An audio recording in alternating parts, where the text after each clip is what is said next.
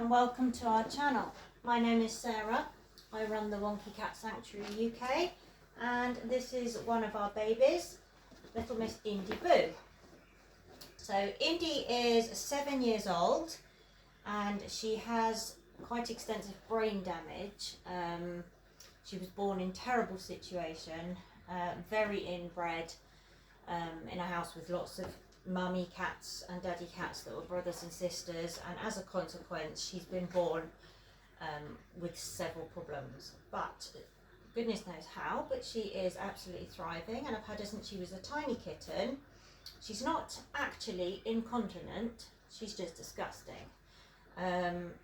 Bless her, she just doesn't have the capacity to learn when and where to toilet, so she will go absolutely anywhere, in her bed while she's asleep, on the floor, anywhere, and then she will smear it in, roll in it and play in it. So as lovely and cute as she looks, she's actually quite disgusting. She also has some sensory issues. She can't hear particularly well, she can't see particularly well, she gets very overwhelmed.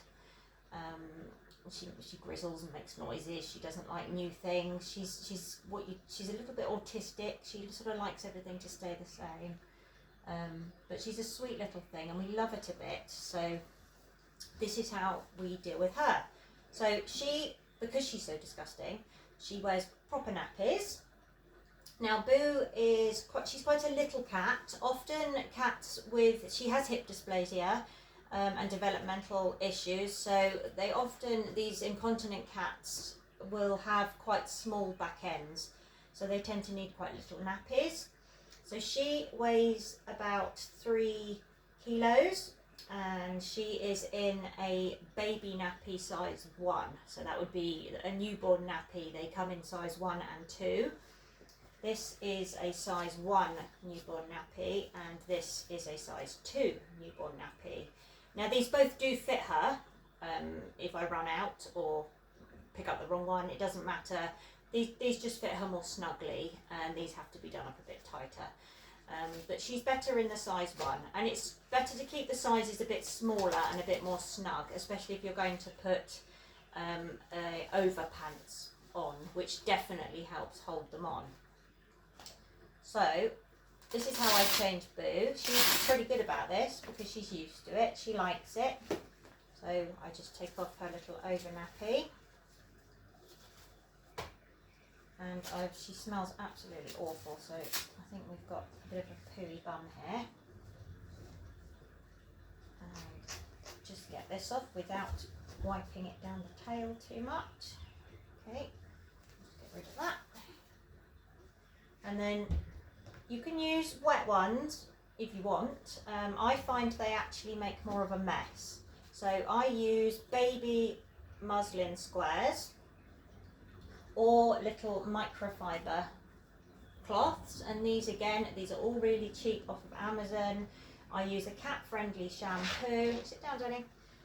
And I find the cloths and some warm water do the best job of cleaning them up. And this is where having a cat in nappies becomes a big no-no for vets and concerned people, because the assumption is that the cats will have urine scald and fly strike and sores and be disgusting. Now I get cross about this because I've had cats in nappies for 9 years and I have never ever had sore bottoms.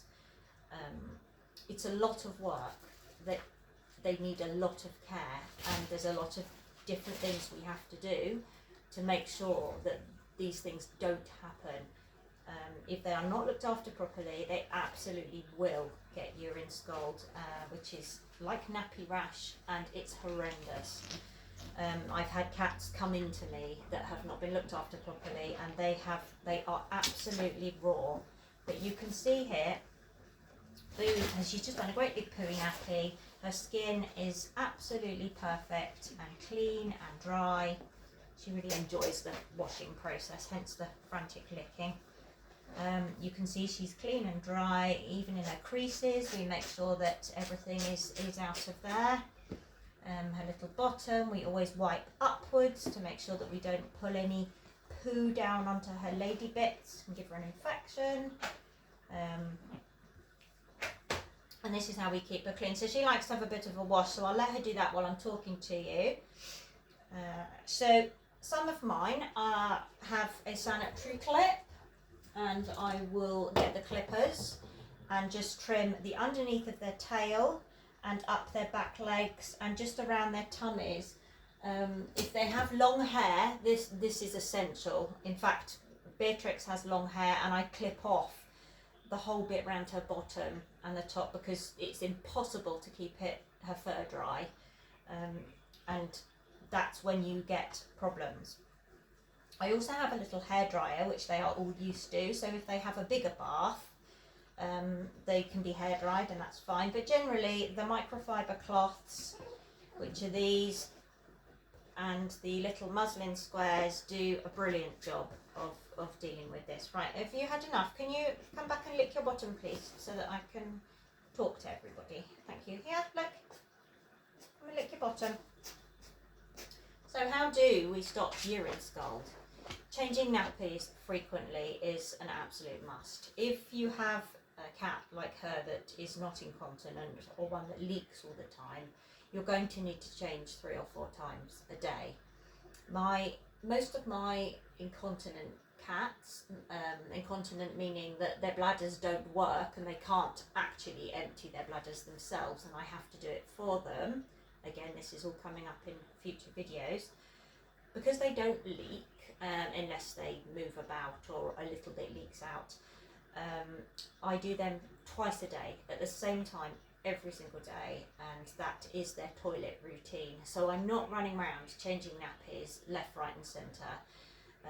Everybody has their nappies changed twice a day, and unless they have an accident, or Beatrix, who does leak, gets changed in the middle of the day as well, and occasionally they will manage to do a bit of a poo from running about and jumping about, and obviously I check nappies throughout the day, and they come and tell me if they've got dirty nappies and they want changing. They will come and sit with me, so they're really quite smart. They know if they need the toilet, they will come and tell me they need the toilet, and I can help them, which is lovely. As I said with Boo, she just does what she wants when she wants to and goes whenever. So after you've washed Kitty with some warm pet friendly soapy shampoo and dried them off as best you can, E45 cream is perfectly safe to use on cats. You must not use most barrier creams like Sudocrem, because cats are allergic to the zinc in it. It's very toxic if they lick it. So E45 I've found to be the best one. You can also use a bit of Vaseline, but that does get quite messy, and obviously they get quite greasy. Some people don't use cream at all. They use corn flour. Again, super cheap. Corn flour like you eat, and I use a little powder puff here, and you can puff this up. Now, corn flour is perfectly safe if they lick it, but it's very absorbent, so it soaks up all of that water and moisture in their fur, and I find this works really well in the little creases under their tummy. So for most of mine, they just get powdered and dried like this. And then if they are a little bit leaky, I will tend to pop just a little bit of E45 cream just on their bits under their tail like that. So nappy. Nappies always do up on their back, not like a baby. They don't stay on anywhere near as well if you put them up the other way. So you'll have seen when we put the tail holes in, we put the tail holes on the side that would normally go on the tummy. Right, can you stop doing a runner, please? So they get used to this. To start with, they're not keen on this, and you either need someone to help hold them down, or you can teach them to tie up. I have a little tie up here, and I put a breakaway collar on, and I use a lead, and I've taught mine that when they're on this mat, they need to stay still, and for the most part they're very good. Boo, bless her, hasn't got the brain capacity for learning such things, and she gets upset, so I have to wrestle her to keep her still, and just do her like this, and that's fine. But all of my others go on here and they tie up to here, and the pad goes over here. So in some videos you will see that we have tied up over here. So nappy, there's not an easy way to do this. It does whoosh the fur up the wrong way. Most of them, again, don't mind, but stick it on. Get the tabs underneath here. And make sure you really pull this nice and tight. When you put this on your cat, they will sort of puff their tummies up. And then obviously when they slink off, you can see the nappy is super loose. So 5 minutes after you've put it on, it just comes flying back off. So you need to do this up much, much tighter than actually feels okay. And Boo has a really tiddly little waist, and you'll see when she stretches out now, it's not tight at all. So really get that on snug. This will keep it on. And because this helps enormously. Over knickers, as we call them, or over pants, they look absolutely adorable, which is lovely, and they do definitely hold the pants on. The big thick bit of Velcro here really anchors those on, and that doesn't have to be done up quite so tight. So that's how easy it is to change a nappy on a very wriggly little brain damaged young lady who doesn't like keeping still. But she's actually been very good, haven't you?